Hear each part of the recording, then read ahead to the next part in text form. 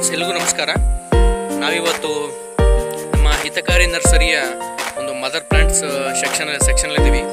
So ಈಗ ನಿಮ್ಮ ಎದುರುಗಡೆ ಕಾಣ್ತಿದೆಯಲ್ವಾ, ಇದು ವಾಟರ್ ಆ್ಯಪಲ್ ಗ್ರೀನ್ ಅಂತ. ಸೊ ಇದು ಒಂದು ಈಲ್ಡ್ ಬಂದು ಹೋಯಿತು. ಈಗ ನೆಕ್ಸ್ಟ್ ಒಂದು ಈಲ್ಡ್ ಕೊಡ್ತಾ ಇದೆ. ಇವಾಗ ನೀವು ನೋಡ್ಬೋದು, ಇಲ್ಲೊಂದು ಕಾಯಿ ಕಾಣಿಸ್ತಿದೆ ಇವಾಗ.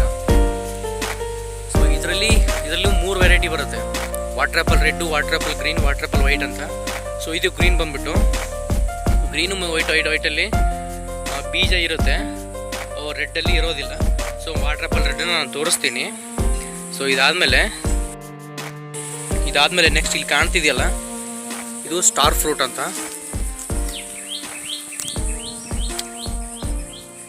ಇದಾಗಲೇ ಫ್ರೂಟಿಂಗ್ ಸ್ಟಾರ್ಟ್ ಆಗಿದೆ. ಸಮ್ ಕ್ಲೈಮೇಟಿಕ್ ಕಂಡೀಷನ್ಸಿಂದ, ಸ್ಟ್ರೆಸ್ಸಿಂದ ಸ್ವಲ್ಪ ಫ್ರೂಟ್ಸ್ ಎಲ್ಲ ಉದುರ್ತಾ ಇದೆ. ಅದು ಬಿಟ್ಟರೆ ಮತ್ತೆ ಬೇರೆ ಏನು ಡಿಸೀಸ್ ಏನೂ ಇಲ್ಲ. ಸೊ ನೆಕ್ಸ್ಟ್ ಬಂದ್ಬಿಟ್ಟು ನೋನಿ ಪ್ಲಾಂಟು. ಇದರಾಗಲು ಸುಮಾರು ಸಿಕ್ಕಾಪಟ್ಟೆ ಕಾಯಿ ಮತ್ತು ಹಣ್ಣು ಎರಡೂ ಆಗಿದೆ.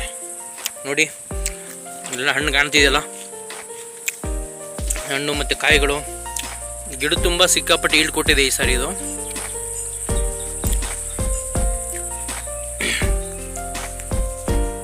ನೆಕ್ಸ್ಟ್ ಬಂದ್ಬಿಟ್ಟು ಲಕ್ಷ್ಮಣ ಫಲ ಆಗಿದೆ. ಒಂದು 2-3 ಕಾಣಿಸುತ್ತೆ ಅಷ್ಟೇ.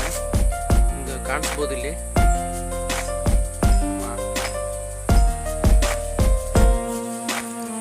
ಅದು ಸ್ವಲ್ಪ ಝೂಮ್ ಮಾಡಿದ್ರೆ ಬ್ಲರ್ ಆಗ್ತಾ ಇದೆ, ಹೋಗ್ಲಿ. ಇದು ಬಂದ್ಬಿಟ್ಟು ಅಮಟೆಕಾಯಿ ಅಂತ. ಅಮಟೆಕಾಯಿ ಅಂದರೆ ಇಂಗ್ಲೀಷಲ್ಲಿ ಹಾಗ್ ಪ್ಲಮ್ ಅಂತ ಕರಿತೀವಿ. ಗಟ್ಟಿ ಇರುತ್ತೆ ಇದು, ತಿನ್ನಕ್ಕೆ ಒಂಥರ ಈ ಥರ ಕಾಯಿ ಇದ್ದಾಗ ಮಾವಿನಕಾಯಿ ತಿನ್ನಂಗೆ ಆಗುತ್ತೆ. ಇದನ್ನು ಉಪ್ಪಿನಕಾಯಿಗೆಲ್ಲ ಯೂಸ್ ಮಾಡ್ತಾರೆ, ಅಮಟೆಕಾಯಿ ಅಂತ. ನೆಕ್ಸ್ಟ್ ಬಂದ್ಬಿಟ್ಟು ಇದು ಚಕೋತ. ಇದು ಸೊ ಇಲ್ಲಿ ಕಾಣಿಸ್ತಿದೆಯಲ್ಲ, ಒಂದು ಸಿಂಗಲ್ ಪ್ಲಾಂಟು, ಸಿಂಗಲ್ ಅಲ್ಲ, ಒಂದು 3-4 ಇದೆ. ಡ್ರ್ಯಾಗನ್ ಫ್ರೂಟ್ ಅಂತ. ಸೊ ಇದನ್ನು ಫ್ರೂಟಿಂಗ್ ಆಗಿಲ್ಲ, ಸೊ ಆಗ್ಬೋದು. ನೆಕ್ಸ್ಟು ಬಂದ್ಬಿಟ್ಟು ನಿಮ್ಗೆ ಕಾಣಿಸ್ತೀಯಲ್ಲ, ಈ ಬಟರ್ ಫ್ರೂಟು. ಇದನ್ನು ಪೀನಟ್ ಬಟರ್ ಫ್ರೂಟ್ ಅಂತ ಕರಿತೀವಿ. ನೋಡಿ ಎಷ್ಟೊಂದು ಈಲ್ಡ್ ಕೊಟ್ಟಿದೆ. ಈ ಥರದ್ದು ನಮ್ಮ ಮದರ್ ಪ್ಲಾಂಟ್ಸಲ್ಲಿ ಸಿಕ್ಕಾಪಟ್ಟೆ ಇದೆ. ಒಂದು 10-15 ಗಿಡ ಇದೆ, ಮತ್ತು ಪ್ಲಾಂಟ್ಸು ಕೂಡ ಇದೆ. ಇದು ಪೀನಟ್ ಬಟರ್ ಫ್ರೂಟ್ ಅಂತ ಹೆಸರು ಬರೋ ಕಾರಣ ಏನಂತಂದರೆ, ಇನ್ನು ಈ ರೀತಿ ಕಚ್ಚಾ ಇರುತ್ತಲ್ಲ, ಕಚ್ಚಾ ತಿಂದಾಗ ಮೇಲೆ ಲೇಯರ್ ಇರುತ್ತಲ್ಲ, ಸೊ ಅದು ತಿಂದಾಗ ನಮಗೆ ಕಡಲೆಕಾಳು ಅಂದರೆ ನಮ್ಮ ಉತ್ತರ ಕರ್ನಾಟಕದ ಕಡೆ ಶೇಂಗಾ ಅಂತ ಹೇಳ್ತಾರೆ. ಸೊ ಶೇಂಗಾ ಥರ ರುಚಿ ಕೊಡುತ್ತೆ. ಸೊ ಹಣ್ಣಾದಮೇಲೆ ಈ ಥರ ಕಾಣಿಸುತ್ತೆ ನೋಡಿ, ಈ ಥರ ಕಾಣಿಸುತ್ತೆ. ಅದಕ್ಕೋಸ್ಕರ ಈ ಥರ ಕಾಯಿ ಇದ್ದಾಗ ತಿಂದಾಗ ಪೀನಟ್ ಅಂದರೆ ಶೇಂಗಾ ಕಾಳು ರುಚಿ ಕೊಡುತ್ತೆ. ಸೊ ಹಣ್ಣಾದಮೇಲೆ ಇದೆಲ್ಲ ಸಾಫ್ಟಾಗಿ ಒಂಥರ ಬೆಣ್ಣೆ ಥರ ಕಾಣಿಸುತ್ತೆ. ಬೆಣ್ಣೆ ಥರ ಸಾಫ್ಟಾಗಿರುತ್ತೆ, ಮತ್ತು ಸ್ವೀಟಾಗಿ ರೆಡ್ಡಾಗಿ ಕೂಡ ಇರುತ್ತೆ. ಅದಕ್ಕೋಸ್ಕರ ಇದಕ್ಕೆ ಪೀನಟ್ ಬಟರ್ ಫ್ರೂಟ್ ಅಂತ ನೇಮ್ ಕೊಟ್ಟಿದ್ದಾರೆ. ಸೊ ನೀವು ನೋಡ್ಬೋದು ಈಲ್ಡೆಲ್ಲ ಎಷ್ಟು ಸಿಕ್ಕಾಪಟ್ಟೆ ಕೊಟ್ಟಿದೆ ಅಂತ. ಇಲ್ಲಿ ನೋಡಿ, ಸಿಕ್ಕಾಪಟ್ಟೆ ಕೊಟ್ಟಿದೆ ಎಲ್ಲ. ಈ ಥರದ್ದು ಗಿಡಗಳಿದೆ.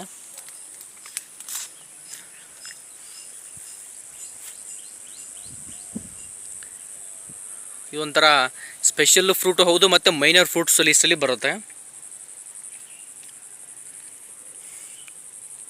ಈ ಥರದ ಗಿಡಗಳು ಇನ್ನೂ ಇದೆ, ತೋರಿಸ್ತೀನಿ. ಅದಕ್ಕಿಂತ ಮುಂಚೆ ನಾವಿವಾಗ ಡ್ರ್ಯಾಗನ್ ಫ್ರೂಟಿಂಗ್ ಇನ್ನೂ ಆಗಿಲ್ಲ ಅಂತ ನೋಡಿದ್ವಲ್ಲ. ಸೊ ಈ ಒಂದು ಮರದಲ್ಲಿ ಆಗ್ತಾಯಿದೆ ಇವಾಗಿನ್ನು ನೋಡ್ಬೋದು, ಇದೆಲ್ಲ ಆಗ್ತಾಯಿದೆ ಇದು. ಸೊ ಇವಾಗ ಸ್ಟಾರ್ಟ್ ಆಗ್ತಾಯಿದೆ.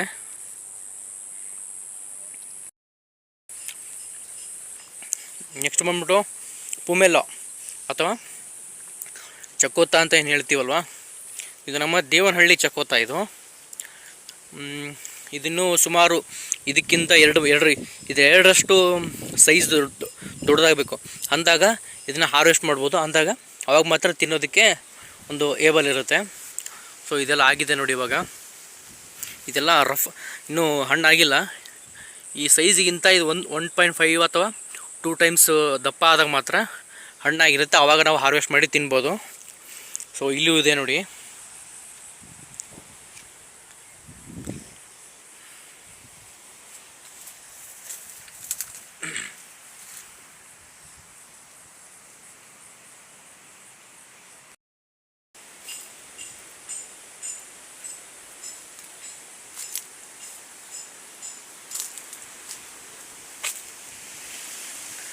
ಫ್ರೆಂಡ್ಸ್, ಇವಾಗ ಎಲ್ಲಿಗೆ ಹೋಗೋಣ ಅಂತ ಅಂದರೆ ಹಲಸು. ಇದು ವಿಯೆಟ್ನಾಮ್ ಅರ್ಲಿ ಅಂತ ಅಂದ್ಬಿಟ್ಟು ನೋಡಿ, ಕೆಳಗಡೆಯಲ್ಲೇ ಎಷ್ಟೊಂದು ಬಿಟ್ಟಿದೆ ನೋಡಿ.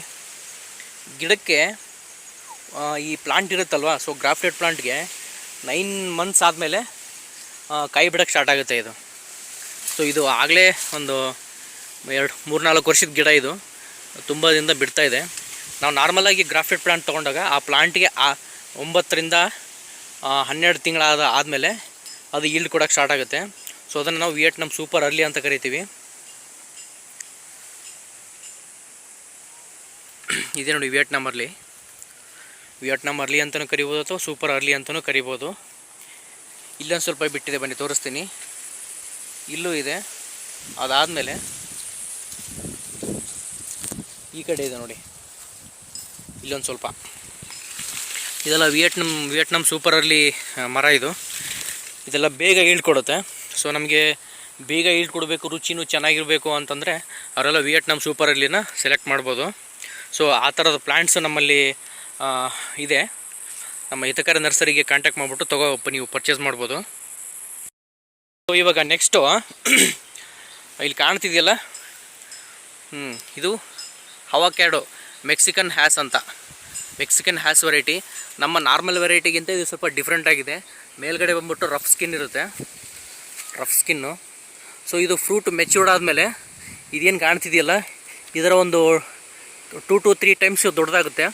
ಒಂದು ಕಾಯಿ ಬಂದ್ಬಿಟ್ಟು ಒಂದು 100 to 200 grams ವೇ ಆಗುತ್ತೆ ಒಂದು ಮೆಚ್ಯೂರ್ಡ್ ಕಾಯಿ. ಸೊ ಇದಕ್ಕೆ ಸ್ವಲ್ಪ ಸ್ಕೋಪ್ ಜಾಸ್ತಿ, ಬಿಕಾಸ್ ಏನಂತಂದರೆ ಇದು ಸ್ವಲ್ಪ ನ್ಯೂಟ್ರಿಷನಲ್ ವ್ಯಾಲ್ಯೂ ಜಾಸ್ತಿ, ಒಂಥರ ಹೆಲ್ತ್ಗೆ ಒಳ್ಳೆಯದು. ಈಗೀಗ ಸ್ವಲ್ಪ ಹೆಲ್ತ್ ಬಗ್ಗೆ ಕಾನ್ಸಿಯಸ್ ಜಾಸ್ತಿ ಆಗ್ತಾ ಇರೋದ್ರಿಂದ ನಮ್ಮ ಬಟರ್ ಫ್ರೂಟ್ಗೂ ಡಿಮ್ಯಾಂಡ್ ಜಾಸ್ತಿ ಆಗ್ತಾಯಿದೆ. ಮತ್ತು ಜನರು ಕೂಡ ಬಟರ್ ಫ್ರೂಟನ್ನ ಬೆಳೆಯೋ ಕಡೆ ಒಂಥರ ಇಂಟ್ರೆಸ್ಟ್ ತೋರಿಸ್ತಾ ಇದ್ದಾರೆ. ಸೊ ನಮ್ಮಲ್ಲಿ ಬಟರ್ ಫ್ರೂಟ್ಸ್ ಹ್ಯಾಸು ಮತ್ತು Bengaluru grand, Florida gold, Patel prolific ಅಂತ 4 ವೆರೈಟೀಸನ್ನ ನಾವು ಇಲ್ಲಿ ಸೇಲ್ ಮಾಡ್ತೀವಿ. ಸೊ ಇಂಟ್ರೆಸ್ಟೆಡ್ ಫಾರ್ಮರ್ಸು ಮತ್ತು ಎಂಟರ್ಪ್ರಿನರ್ಸು, ಹೊಸದಾಗಿ ನಾವು ಅಗ್ರಿಕಲ್ಚರ್ ಮಾಡಬೇಕು ಅನ್ನೋ ಇಂಟ್ರೆಸ್ಟ್ ಇರೋರು ಬಂದು ಇಲ್ಲಿ ಪರ್ಚೇಸ್ ಮಾಡ್ಬೋದು. ಸೊ ನಮ್ಮಲ್ಲಿ ನಮ್ಮ ಹಿತಕಾರಿ ನರ್ಸರಿಯಲ್ಲಿ ಒಂದು ಕ್ವಾಲಿಟಿ ಪ್ಲಾಂಟ್ ಸಿಗುತ್ತೆ. ಸೊ ಕ್ವಾಲಿಟಿ ಪ್ಲಾಂಟ್ ಸಿಗುತ್ತೆ ಅಂತ ನಾವು ಹೊಸದಾಗಿ ಏನು ಹೇಳಬೇಕಾಗಿಲ್ಲ. ಇದು ಸುಮಾರು ವರ್ಷದಿಂದ ಕ್ವಾಲಿಟಿ ಪ್ಲಾಂಟ್ಸನ್ನು ಪ್ರೊವೈಡ್ ಮಾಡ್ತಾನೆ ಬಂದಿದೆ. ನೋಡ್ಬೋದು ನೀವೆಲ್ಲ ಇಲ್ಲೆಲ್ಲ ಯಾವ ಥರ ಈಲ್ಡ್ ಕೊಟ್ಟಿದೆ ಅಂತ. ಸೊ ಇದು ಒಂದು ಟೆಂಪ್ರೇಚರ್ ರೀಜನಲ್ಲಿ ಬೆಳೀತಕ್ಕಂಥದ್ದು. ಸುಮಾರು 12ರಿಂದ 35 ಡಿಗ್ರಿ ಸೆಲ್ಸಿಯಸ್ ಟೆಂಪ್ರೇಚರ್ ತಕ್ಕಂಥ ಒಂದು ವಾತಾವರಣ ಇದಕ್ಕೆ ಚೆನ್ನಾಗಿರುತ್ತೆ. ಇವನ್ ನಾವು 40 ಡಿಗ್ರಿ ಸೆಲ್ಸಿಯಸ್ವರೆಗೂ ಹೋಗ್ಬೋದು. ಬಿಸಿಲು ಜಾಸ್ತಿ ಬೇಕಿದಕ್ಕೆ. ಮತ್ತು ಬಿಸಿಲು ಜಾಸ್ತಿ ಬೇಕಂದ್ರೂ ಕೂಡ ನೀರು ಕೂಡ ಚೆನ್ನಾಗಿ ಕೊಡಬೇಕು.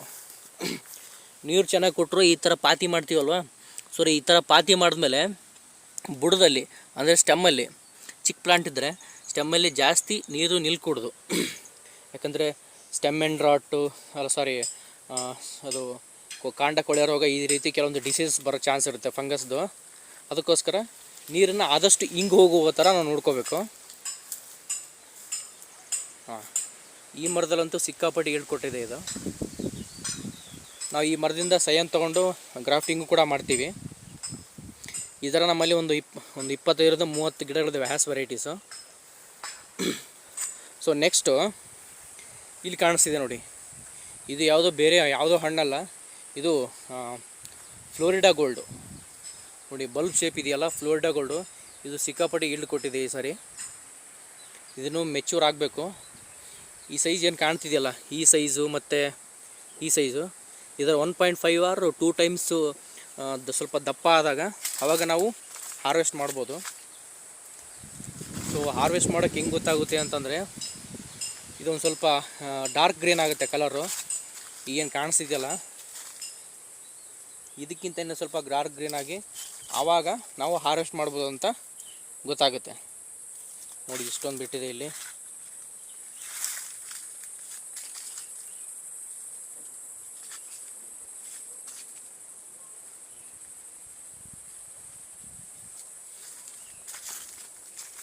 ಈ ಥರದ ಮರಗಳು ಇನ್ನೂ ಇದ್ದಾವೆ, ನಾನು ಇಲ್ಲಿ ತೋರಿಸ್ತೀನಿ.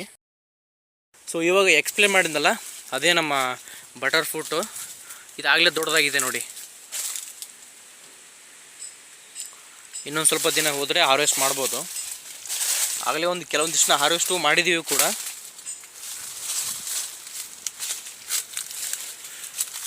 ನೋಡಿ ಇಲ್ಲೊಂದಿದೆ,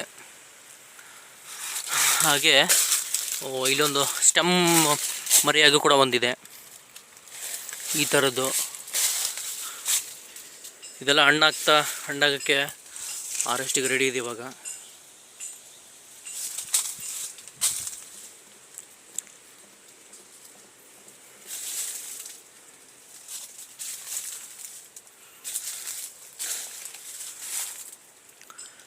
ನೋಡಿದ್ರಲ್ಲ ಫ್ರೆಂಡ್ಸ್, ಇದು ನಮ್ಮ ಹಿತಕಾರಿಯ ನರ್ಸರಿಯ ಒಂದು ಮದರ್ ಪ್ಲ್ಯಾಂಟ್ಸು. ಸೊ ನೆಕ್ಸ್ಟ್ ಎಪಿಸೋಡಲ್ಲಿ ಇನ್ನಷ್ಟು ಮರಗಳನ್ನು ನಾನು ತೋರಿಸ್ತೀನಿ. ಸೊ ನೀವು ಇನ್ನಷ್ಟು ಮರಗಳನ್ನು ನೋಡಬೇಕು ಅಂತ, ನಮ್ಮಲ್ಲಿರ್ತಕ್ಕಂಥ ಒಂದು ವೆರೈಟಿ ಆಫ್ ಫ್ರೂಟ್ಸನ್ನ ನೀವು ನೋಡಬೇಕು ಅಂದರೆ ನಮ್ಮ ಒಂದು ಯೂಟ್ಯೂಬ್ ಚಾನಲ್ಗೆ ಸಬ್ಸ್ಕ್ರೈಬ್ ಮಾಡ್ಕೊಳ್ಳಿ. Okay, thank you for your time.